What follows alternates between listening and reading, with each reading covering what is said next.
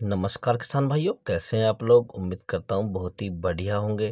किसान भाइयों, आज के इस वीडियो में हम बात करेंगे मक्का की फसल में हमें पहली खाद कब देनी चाहिए और कौन सी देनी चाहिए, और खाद के साथ में हमें कौन सी दवा मिलाकर डालनी चाहिए जिससे हमारी मक्का की फसल की बढ़वार और तेज़ी से हो जाए, पौधे मोटे रहें, काले रहें और जो हमारी फसल है एकदम मस्त और ज़बरदस्त होकर चले। तो किसान भाई, पहली जब हम खाद लगाते हैं मक्का की फसल को तो इतनी महत्वपूर्ण होती है। यदि हम दूसरी खाद ना भी दें तो भी हमारी मक्का में काम चल जाएगा, परंतु पहली खाद का समय पर देना और सही रूप में देना बहुत ही मायने रखता है। मक्का की जो फसल की पैदावार होती है वो पहली खाद से ही निर्भर होती है किसान भाइयों। तो इसके बारे में आज आपको पूरी जानकारी दी जाएगी कि आपको कौन सी खाद लेनी चाहिए, उसके साथ में आपको क्या मिलाना चाहिए। तो आप वीडियो पर अंत तक बने रहिए, और जो किसान भाई चैनल पर पहली बार आए उनसे छोटी सी रिक्वेस्ट है कि चैनल को सब्सक्राइब कर लें और पास वाली घंटी को भी दबा दें, ताकि हमारे आने वाले खेती संबंधित वीडियो आपको सबसे पहले प्राप्त होते रहें। किसान भाइयों, सबसे पहले हम बात कर लेते हैं कि मक्का की फसल में हमें पहली खाद कब देनी चाहिए। तो किसान भाइयों, जब आप मक्का की पहली सिंचाई करें तो उस समय आपको मक्का में पहली खाद दे देनी चाहिए, क्योंकि जब हम मक्का की पहली सिंचाई करते हैं तो उस समय जो मक्का की जड़ें होती हैं, पौधों की जड़ें होती हैं, और दूर दूर तक फैलती हैं, और जितनी दूर तक जड़ें ज़्यादा जाएंगी पौधा उतना ही तंदुरुस्त रहेगा, क्योंकि जड़ें दूर दूर से भोजन से पौधों को प्राप्त कराएंगी, पानी प्राप्त कराएंगी और जो माइक्रो न्यूट्रेंट है वो प्राप्त कराएंगी। तो पौधा ऑटोमेटिक ही हमारा एकदम अच्छा होकर चलेगा, तंदुरुस्त होकर चलेगा, और उसका रंग जो है एकदम हरा भरा रहेगा, जिससे आगे जाने के बाद में उसका जो भुट्टा वो भी लंबा आएगा और जो मक्का की पैदावार है वो भी बढ़िया रहेगी किसान भाई। तो जब भी आप पहली सिंचाई करें, आपकी फसल लगभग 30 दिन की हो, 35 दिन की हो, 40 दिन की हो, उस समय आपको पहली जो खाद है वो दे देनी चाहिए। यदि किसान भाई आपने मक्का की फसल में बुवाई के समय डीएपी एनपीके डाल चुके हैं तो आपको एनपीके डीएपी डालने की कोई आवश्यकता नहीं है। यदि आपने एनपीके डीएपी नहीं डाले हैं, मक्का की ऐसे ही बुवाई कर दी है, तो आप इसमें डाल सकते हैं, लेकिन इसके डालने के दो तरीके होंगे। यदि आपने पहले डाल चुके हैं तो आपको लेना है किसान भाइयों, यूरिया आपको लेना है 45 किलोग्राम प्रति एकड़ के हिसाब से, और इसके साथ में आपको जो ऐड करना है किसान भाइयों, ये करना है माइक्रो न्यूट्रेंट, जो मिक्सर वाली जिंक आती है, आप ये ऐड कर ले इसके अंदर। इसकी यदि हम डोज की बात करें तो आप 8 से 10 किलोग्राम प्रति एकड़ ले सकते हैं किसान भाइयों। यदि किसान भाइयों आपकी जो ज़मीन है जिसमें आपने फसल लगा रखी है वो कमज़ोर है, पौधे हल्के हैं, मोटे नहीं हो रहे, तो आप इसके साथ जो तीसरा खाद ऐड कर सकते हैं वो कर सकते हैं सोयल एप्लीकेशन। सोयल एप्लीकेशन के नाम से खाद आते हैं मार्केट के अंदर, 25 किलो का बैग आता है, अमृतधारा के नाम से भी आता है, बहुत सारे नामों से आते हैं, कैल्शियम के नाम से भी आता है, जिसके अंदर यदि हम तत्वों की बात करें तो nitrogen, phosphorus, calcium, magnesium, sulphur आदि तत्व पाए जाते हैं। तो आप इसे 25 किलोग्राम प्रति एकड़ के हिसाब से ले सकते हैं किसान भाइयों। इन तीनों को ऐड कर कर आप अपनी मक्का की फसल में पौधे पौधे पर रख दें।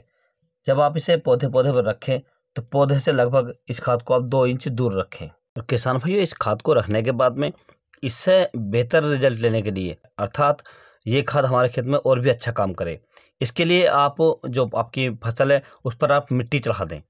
यदि आप पौधों पर मिट्टी चढ़ा देते हैं, बेड बना देते हैं उनके, तो आपको इसका जो रिजल्ट है वो बेहतर मिलेगा या दुगना मिल जाएगा किसान भाइयों। और ये खाद आपकी फसल में लंबे समय तक कार्य करेगा।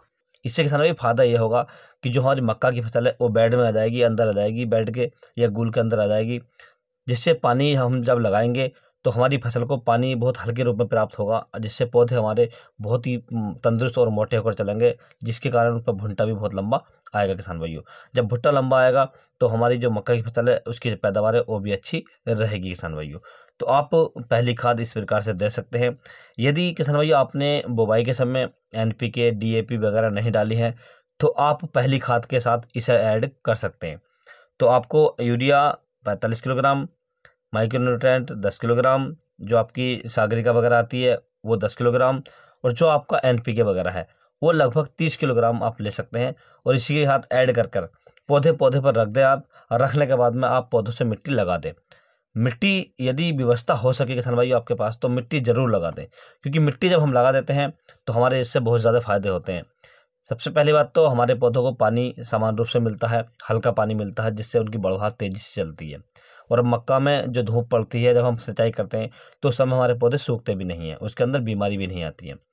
दूसरा किसान भाई, जिस समय तेज़ हवाएं चलती हैं, जैसे तो हल्के तूफान आ जाते हैं कभी कभी, तो हमारे पौधे ढहते नहीं हैं, ये गिरते नहीं हैं, यदि पौधे गिर जाते हैं तो हमारी फसल जो लगभग कम से कम पैदावार हमें देकर जाती है, और कभी कभी पौधे जो ढह जाते हैं उन पर कभी कभी भुट्टा भी नहीं आता किसान भाइयों। तो आप उस पर मिट्टी लगा दें तो बहुत बेहतर रहेगा किसान भाइयों।